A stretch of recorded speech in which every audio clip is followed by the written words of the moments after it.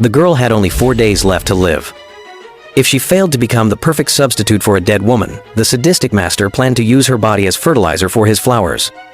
At that moment, the master's kind, younger brother secretly brought her food. The cruel butler spotted him right away. The butler humiliated the young master, forcing him to act like a lowly servant. The young master, however, had a plan. He accidentally dropped the tray, revealing a plum blossom cake. That cake was a secret signal from her grandfather, telling her that rescue was near. Before they could flee, the true master arrived. He was a sadistic tyrant. 求我，最近庄园里出现了一些畜生，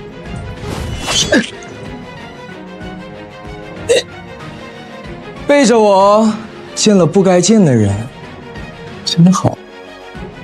这样我就可以名正言顺的坏你了。 She grabbed a vase and smashed it over the tyrant's head. The blow only made him angrier.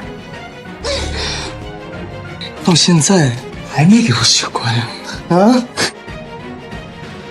你睁大眼睛看看，你难道想要成为他们一样吗？啊 The sadistic master had the only antidote to her grandfather's poison. With a cruel smile, he poured the supposed antidote onto the floor. 这才对，替代品要有替代品的样子。 When all hope seemed lost, the kind younger brother revealed a shocking plan. He had let himself be beaten on purpose to win the girl's trust. His true goal was to turn her into a weapon the sharpest knife to finally kill his tyrannical older brother. To do that, she had to become a perfect replica of the master's dead lover. Suddenly, the cruel butler appeared at the door. 刚才经过门口，似乎听见白小姐的房间里有人说话，还是个男人。轻轻的。 She let her robe slip from her shoulders and purred that her clothes were made of the finest silk and were very expensive. The man hiding in the closet could only watch, captivated, as she tested loyalties. The older man in the room grew flustered and apologized for overstepping. Then the closet doors swung open. A handsome man emerged, silent but full of expression in his eyes. He recognized that she had the looks, courage, and nerve to make any man fall for her. Later, his friend teased him about the missing jacket and suggested the young master might have fallen for Bella Morgan. The young master admitted she was special, while his friend scoffed that no matter how special a woman might be, she could still be a pawn in a larger game. For years, the master had been haunted by a single clue, a red origami butterfly, the memory of a girl he had lost long ago. That butterfly stood for a childhood promise that even in the coldest winter, the butterfly would flap its wings and wait for spring. 停啊！是我，懂吗？没事儿，就当是被恶狗给咬了一口。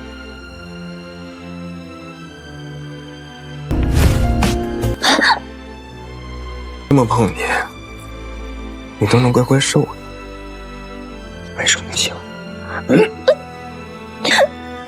我弄疼你了。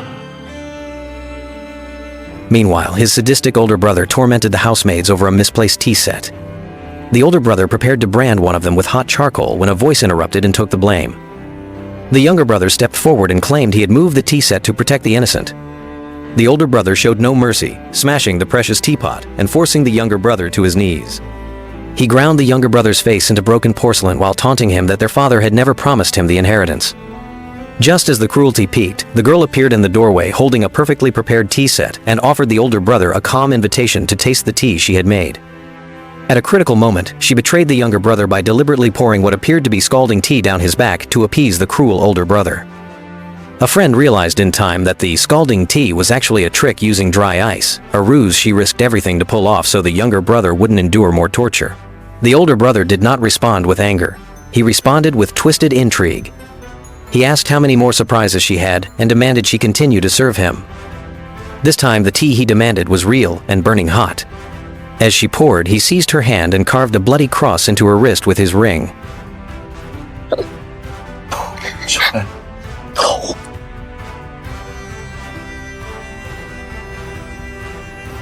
原来阿玲手臂上的十字划痕是这么来的。She reminded the younger brother that she had learned the art of tea and challenged whether their plan had failed. She tried to reassure him that the older brother was becoming obsessed with her. He grabbed her and warned her not to come one step closer to his brother. Seeing the fresh scar on her wrist reignited the pain of the branded wound on his own arm. They sealed a fragile alliance. She revealed their plan. 2 key fragments were already in their possession, and only the final piece remained to unlock the evidence that could bring the tyrant down. He was terrified of her methods, but she remained resolute. The scene moved to a room full of dresses made for another woman, Grace Quinn. He warned that the gowns had been made for Grace and would never truly fit her. He cautioned that even things once loved could be turned into fertilizer. He offered to take her away if she was afraid, his voice cracking with emotion. She refused, saying that from the moment she had stepped into the manor, she had been living in hell. They sealed their pact with a desperate kiss. Then the master's voice called from beyond the door, beginning a countdown that crushed their fragile hope. Their hope collapsed under his iron heel. The final test began. The older brother burst in and found the woman standing in a perfect white dress, the spitting image of his lost love, Grace Quinn. She spoke with flawless imitation of innocence and asked the brother to help fasten the straps on her gown as a calculated move. He ran his hand down her back, feeling the curve of her spine, murmuring that it was the one thing he loved most. He marveled that she so perfectly embodied his memory. Then he produced a pair of exquisite glass slippers and ordered her to put them on. This was no fairy tale. When the glass was forced onto her foot, it shattered and sliced deep into her flesh. He hissed for her not to move and threatened that if the shoe couldn't be removed, they would simply cut it off. A shout announced that the roses had been destroyed. The news sent the older brother into a furious rage, and in that moment, the younger brother rushed in. She asked if he had been the one to send his rival away, and he swept her into his arms and carried her away from immediate danger. She begged him to put her down, but he refused. The older brother returned with eyes burning and a voice trembling with rage as he lamented the roses he had tended for 7 years. Just as he was about to reveal a dark secret, the younger brother made a desperate choice that exposed hidden feelings and shifted everything. The shocking truth about the older brother's obsession began to surface. He collapsed as the poison took hold and realized there was little time left to save her and himself. A friend watched from the doorway, horrified, and noted that the younger man had truly fallen for her. But warnings came too late. The cruel older brother continued his manipulations and mused to his butler that in just a few days all the thorns would have been pulled from her, or maybe she had merely learned to hide them. The woman refused to hide any longer. Realizing she alone could save them all, she rose from her bed, confronted the butler, and demanded the last piece of the key. Would she obtain it and uncover the mansion's darkest secrets, or would she become another victim? The final chapter was about to unfold. She had become the perfect replica of the older brother's dead lover, a pawn in his cruel game.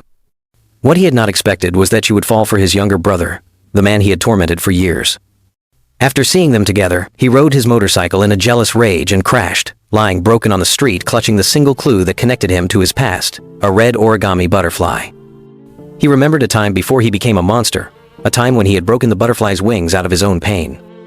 He had been the one to push the girl into the abyss. Back at the manor, the younger brother cared for her while she slept, tending her sprained ankle with gentle, pure affection. In her sleep, she called his brother's name and pleaded for him not to touch her. Those words shattered the younger brother because he could not compete with the ghost of a dead woman. He found the loyal friend who had nearly killed him moments before and revealed the terrible truth. The older brother was poisoning him and time was running out.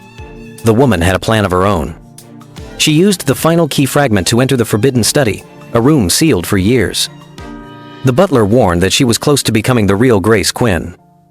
As the heavy door creaked open, she expected freedom, but instead discovered a chamber of horrors.